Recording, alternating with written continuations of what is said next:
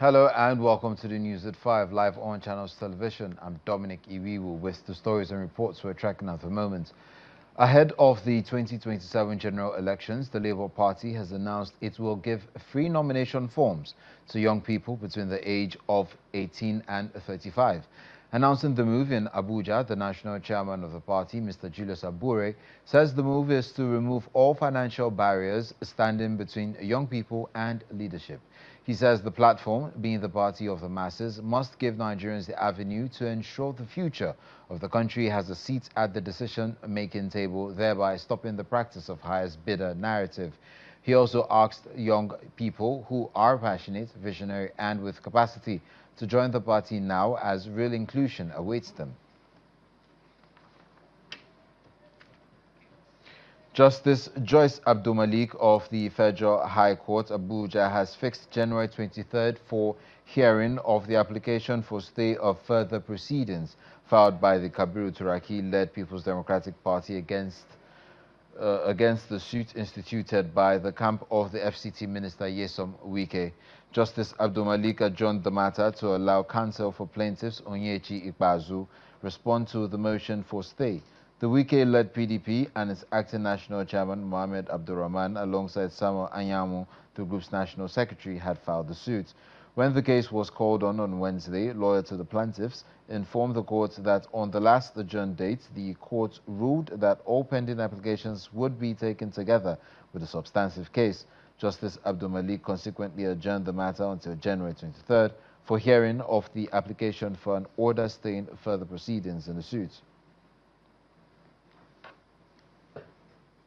Staying with legal matters, Justice Hawa Gumi of the Federal Capital Territory High Court, Sokoto, Abuja, has ordered the Central Bank of Nigeria and the Nigerian Deposit Insurance Corporation, NDIC, to freeze 7.15 billion naira linked to Paralex Bank Limited. The order was issued by the judge following an ex parte application filed by FHT Mega Express Limited. In the interim order, the court directed the CBN and NDIC to withhold all monies standing to the credit of the bank amounting to 7.15 billion naira. The judge ordered that the funds be transferred into an interest-yielding account under the custody and control of the financial institutions, pending the hearing and determination of the motion on notice. The court granted the reliefs sought by the applicants and adjourned the matter till January 15, 2026 for the hearing of the substantive motion. In its affidavit, FHT Mega Express said it deposited over 7.15 billion naira with Paralex Bank to establish letters of credit worth more than $7.3 million for international trade, but alleged that the bank failed to issue the instrument since 2023. The company accused the bank of unauthorized use of its funds, refusal to release shipping documents, and actions that allegedly led to the auctioning of its imported goods by customs. It further claimed the bank later demanded additional funds due to foreign exchange volatility caused by delays in sourcing of foreign exchange.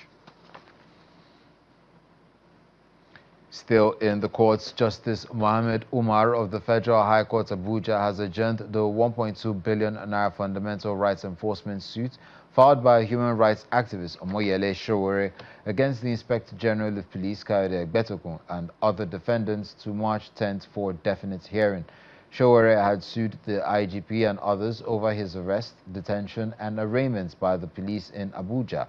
At the day's proceedings, his counsel, Marshal Abubakar, informed the court that the matter was slated for mention and all the defendants who have been served with hearing notice were not in court, and they gave no reason for their absence.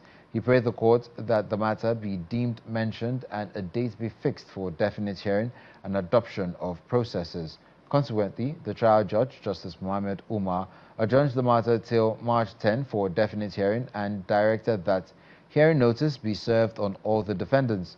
Sowore is seeking multiple declarations that his arrest, harassment, restraint, and subsequent arraignment on October 23rd and 24th, 2025 were illegal, oppressive, and unlawful.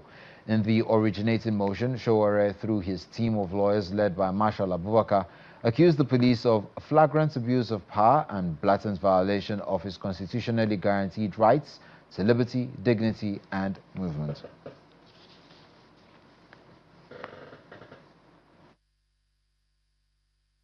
The impeachment move against River State Governor Siminalayi Fubara and his deputy Ngozi Odu has suffered another setback as two more members of the State House of Assembly have withdrawn their support for the process, calling instead for a peaceful resolution of the political crisis in the state.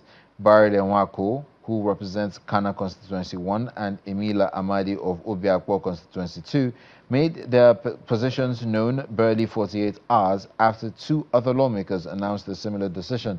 Although the legislators maintained that the governor and his deputy may have breached constitutional provisions, they said their change of stance followed interventions by respected leaders and stakeholders who appealed for restraint in the interest of peace and stability in River State. With the latest development, 4 of the 26 lawmakers who initially endorsed the notice of alleged gross misconduct have now distanced themselves from the impeachment move, signaling growing calls within the Assembly for dialogue rather than confrontation. The River State House of Assembly is expected to reconvene plenary on January 15, 2026, as attention shifts to how the leadership of the House will navigate the deepening divisions. We agreed to jointly address the press today as a way of speaking to our constituents and indeed the good people of Rivers State on the current matter of the impeachment process against the Rivers State Governor Siminalayi Fubara, GSSROS, and the Deputy Governor Professor Ngozi Odu, DSSROS. For the avoidance of doubt, we speak for ourselves and not for the House, as we do not have the leave to speak for the River State House of Assembly at this junction. I align myself with all that my colleague, Honorable Barry Nwako, the Deputy Minority Leader of the 10th Assembly, to interest you to know that I represent the FCT Minister, His Excellency, Chief Barrister Ezenwonye Sonwike. He is my constituent. And I want to let you know that before coming for this press briefing, that I informed him. I told him of it. But he said to me that I should do whatever my conscience tells me to do. I therefore speak to the conscience of the governor of Rivers State and her deputy.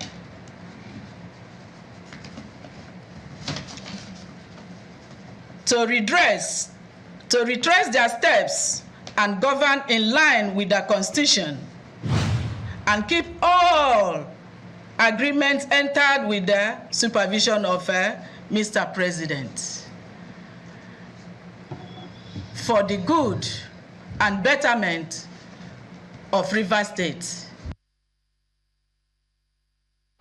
Now we head over to Sokoto State, where residents are concerned about the security situation in the state.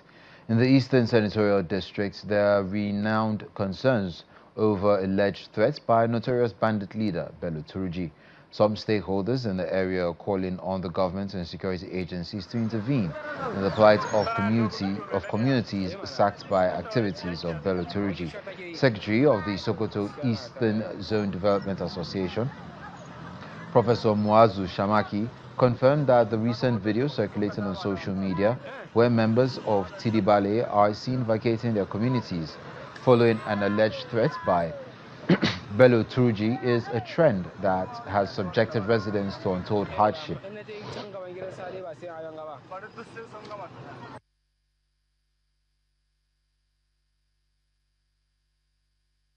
Many settlements actually they have moved into the local government area to go and complain.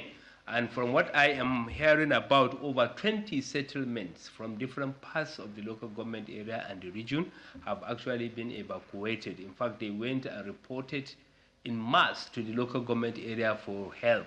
as individuals, if they go there to pack their belongings, they still threaten them. So they have to go with the security to help them pack the luggages and leave to different parts of the local government area.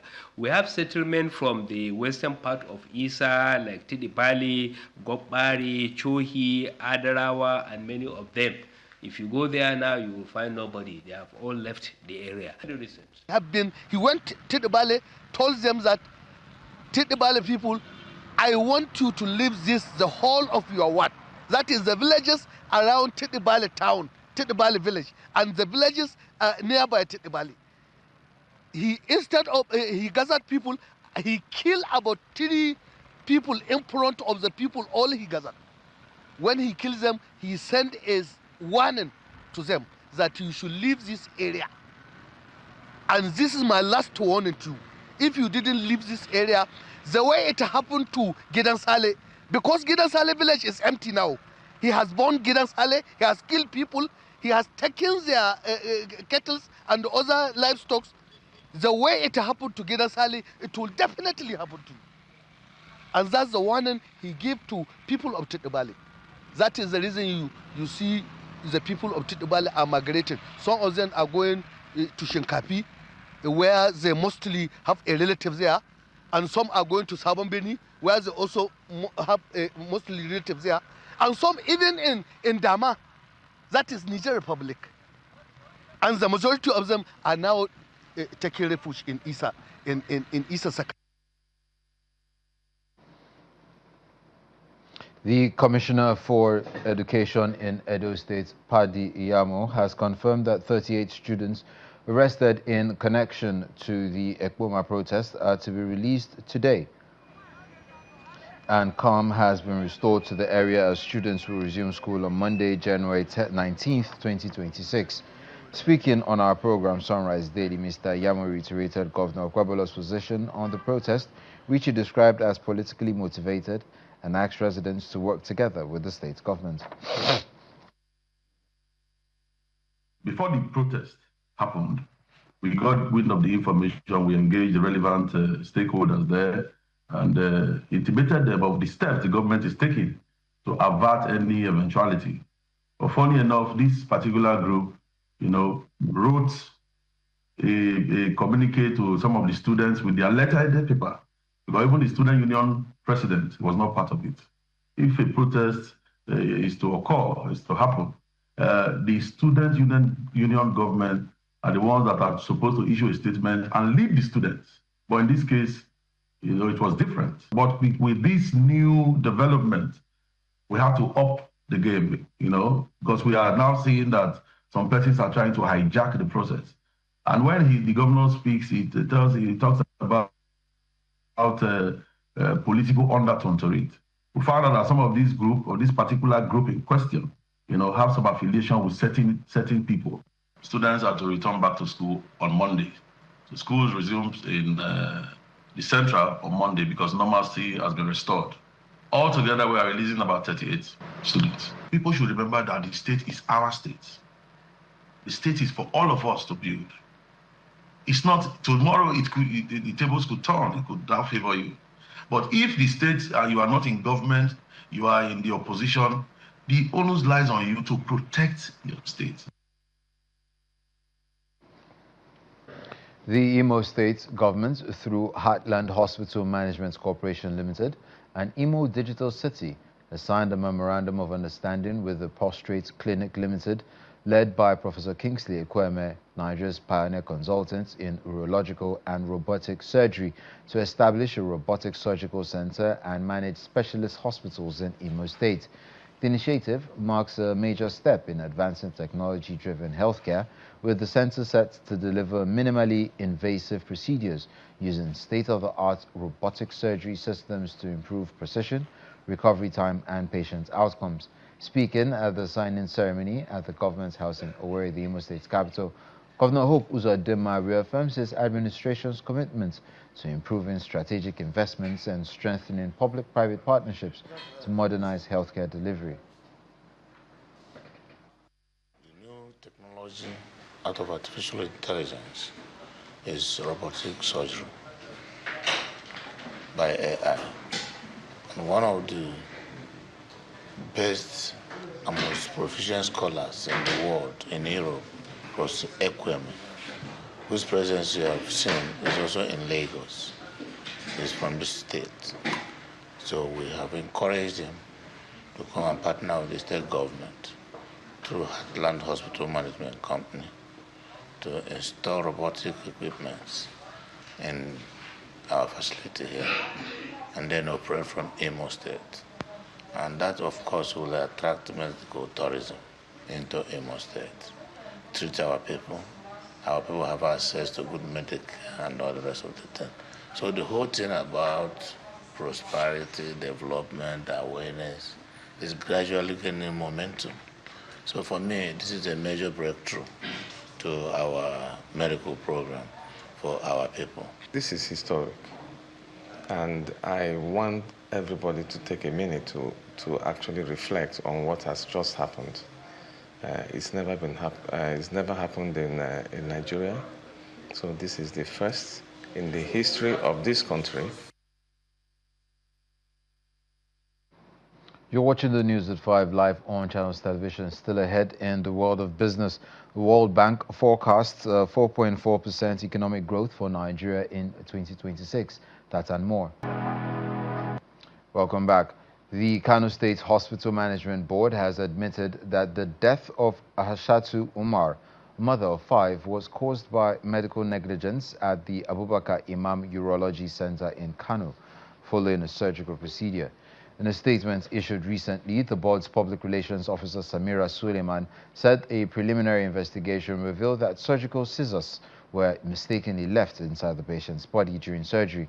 According to the board, 3 hospital personnel directly involved in the surgery have been immediately suspended from clinical duties pending further investigation. The board also disclosed that the case has been referred to the Kano State Medical Ethics Committee for further investigation and possible disciplinary action in line with professional standards and existing laws. The board extended its condolences and assured the public that such negligence would not be tolerated. The incident has sparked widespread outrage among residents, with many expressing concern over poor oversight and accountability in public healthcare facilities.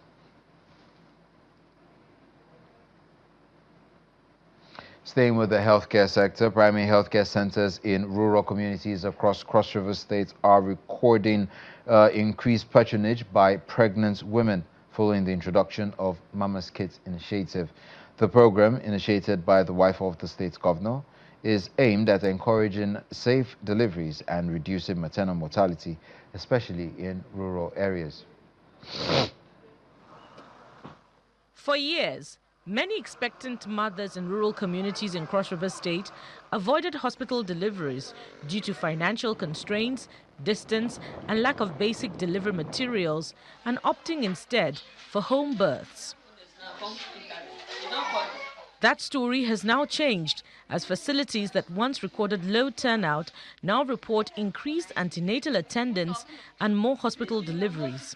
Health workers confirm that pregnant mothers are increasingly accessing primary healthcare centers in rural parts of the state, a shift they believe is leading to improved maternal health outcomes. The trend changed with the introduction of the Mama Kit initiative, which provides essential delivery and postnatal items at no cost, alongside cash gifts from the wife of the Cross River State governor. Governor Basio too has tried very well, and just of recent we got some bags from the wife. That is Mama Kids and the antenatal bags that they have just brought to us to encourage our women who are coming for antenatal and those who come for delivering, so that they will be fine and they will have that encouragement to come to PAC to deliver. For new mothers, the assurance of care for them and their babies influenced their decision to deliver in state-run health facilities. Many mothers, some of them now, as I'm talking to you, some of them, they say they will go and remove their family plan because the gift inside is too much, that is half of the bill that we pay. If you want to go and buy those things from the market, it's half of the bill that you pay. And even the items that she put inside, those are the items that we'll go to the market and buy. Then we'll come and give to them so that they will use it for us when we want to deliver. Wife of the Cross River State Governor, Eyowan Otu, says the program is focused on dignity and safety for all women. The traditional birth attendants, what I did was to actually plan for a training for them so that they don't feel that you want to, but to train them so that they'll be more professional at what they are doing, and then also give them these bags that when people come, they don't send them away that you didn't come with anything, but they always have this handy to attend to people who just, I don't want to say stray there, because till tomorrow, you still have people who don't believe in going to the hospital. So in order not to discourage them completely and to avoid high maternity rates, so we rather train them to be more professional in what they're doing. The Mama's Kit initiative continues to redefine maternal care in rural Cross River State, restoring confidence in public health facilities and giving expectant mothers a safer path to childbirth.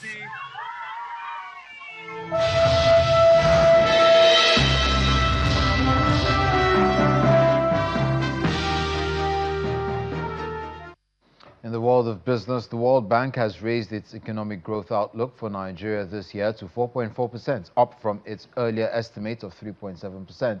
In its latest Global Economic Prospects report released on Tuesday, the multilateral lender also upgraded Nigeria's 2027 growth forecast to 4.4% from 3.8%.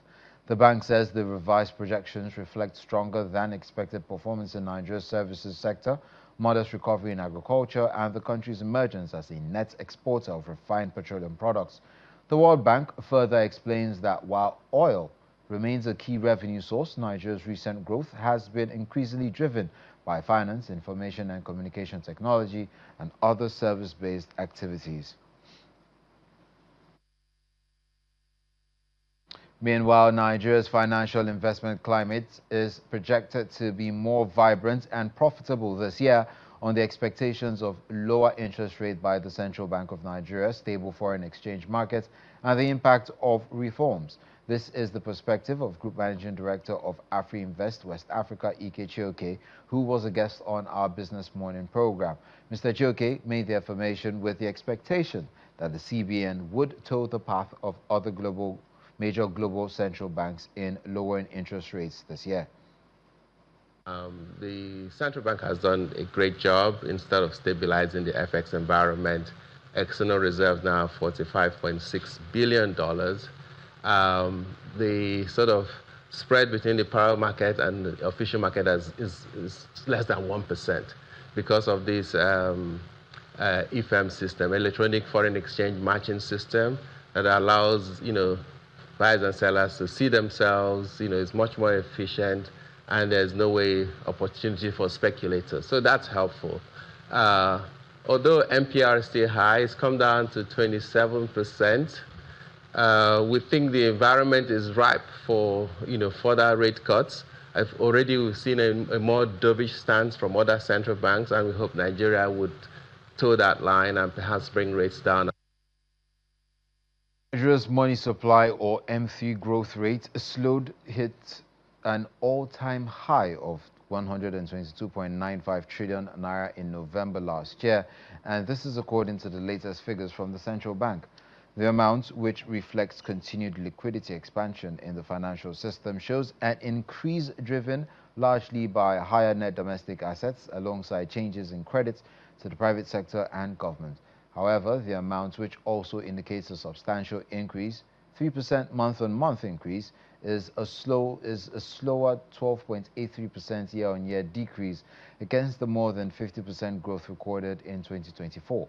Analysts say the expansion in money supply mirrors sustained fiscal spending and evolving monetary conditions, even as the Apex Bank maintains a tight policy stance to manage inflationary pressures. At the same time, the CBN says the net domestic assets grew by 1.58% to 85.57 trillion naira, while net foreign assets jumped by 7.40% to 37.38 trillion naira. Nigeria and the United Arab Emirates have signed a comprehensive economic partnership agreement that will eliminate tariffs on both countries' markets. The Federal Ministry of Industry, Trade and Investment disclosed this, known via a document on agreements signed on Tuesday.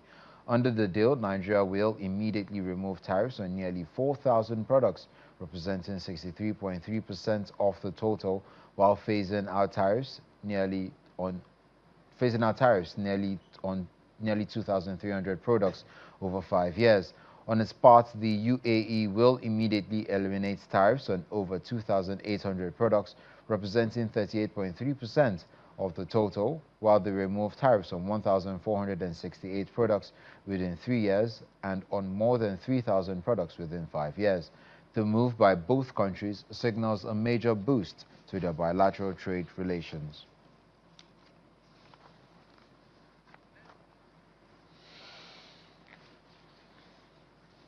And that's where we'll drop the anchor on the news at 5. I'm Dominic Iwiwu. Up next is The World Today.